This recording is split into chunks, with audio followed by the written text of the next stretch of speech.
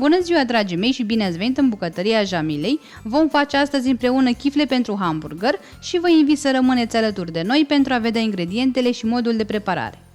Pentru această rețetă vom avea nevoie de 350 de ml de apă călduță, 570 de grame de făină, un ou, 10 grame de drojdie uscată, puțină sare, 3 linguri de ulei, o lingură de zahăr, puțin susan și un gălbenuș de ou.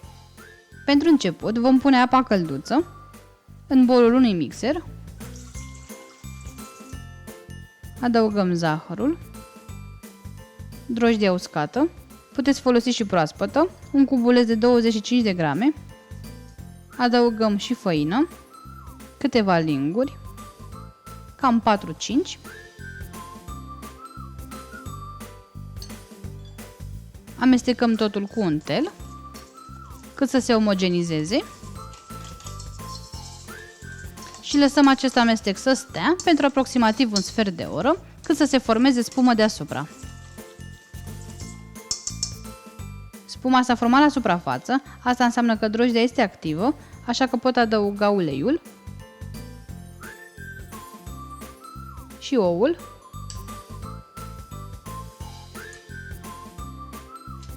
pornesc mixerul și voi adăuga făina, puțin câte puțin, câte o lingură,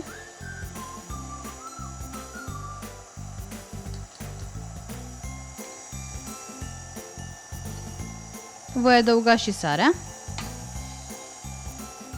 și continui să adaug făină.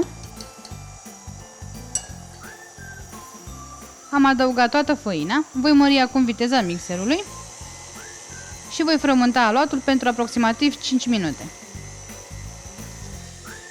După 5 minute, aluatul este bine frământat, așa că vom opri mixerul și voi scoate aluatul din bol.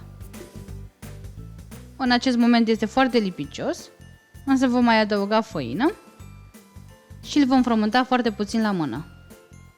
Pentru a mai frământa aluatul, voi pune puțină făină pe blatul de lucru, voi răsturna aluatul,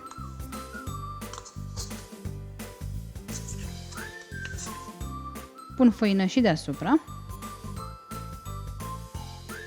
și voi începe să-l frământ ușor. El este acum foarte moale, dar nu se lipește foarte rău.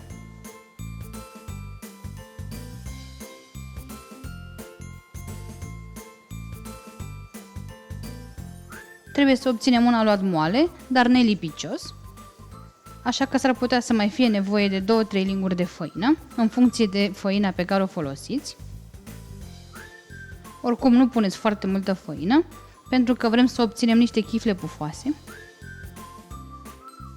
Aluatul este gata, cam așa va trebui să arate, foarte moale, dar nelipicios.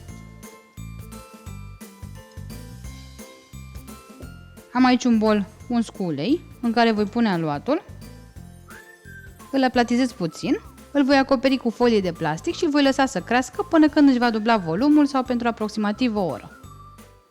După ce a crescut aluatul, vom îndepărta folia, presărăm puțină făină peste aluat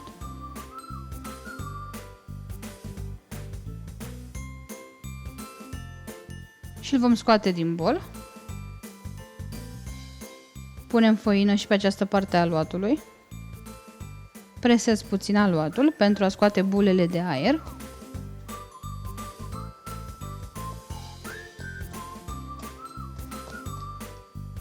Apoi voi tăia din el bucăți aproximativ egale,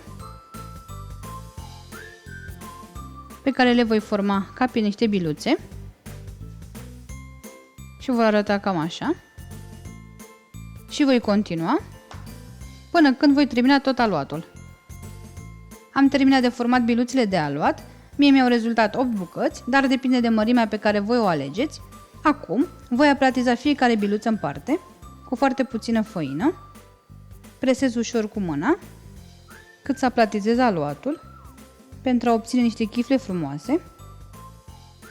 Voi continua acum să le aplatizez pe toate, iar apoi le vom pune în tavă. Am așezat chiflele într-o tavă, eu aici am doar 5, iar celelalte 3 sunt în alta. Le voi lăsa acum să crească pentru aproximativ 10 minute și vom reveni. După ce au trecut cele 10 minute, vom unge chiflele cu gălbenușul de ou, pe care l-am diluat cu puțină apă. Presar susan peste chifle. Puteți să omiteți susanul dacă vreți, dar în mod obișnuit se fac cu susan. Voi da acum chiflele la cuptor, în cuptorul preîncălzit la 180 de grade pentru aproximativ 25 de minute. Chiflele pentru hamburger sunt gata, s-au copt foarte frumos, cam așa vor arăta, sunt extrem de pufoase, miros extraordinar de bine și sunt foarte frumos crescute. Vă voi arăta acum una, mai de aproape, să vedeți cum arată, să vedeți cât sunt de pufoase. O vom și rupe, ca să vedeți și în interior cât de pufoase sunt. N-aveți idee cât de bine miros și sunt extraordinare pentru orice fel de hamburger. Am ajuns și la sfârșitul acestei rețete, așa că vă dorim poftă bună și vă așteptăm cu drag la rețeta următoare. La revedere!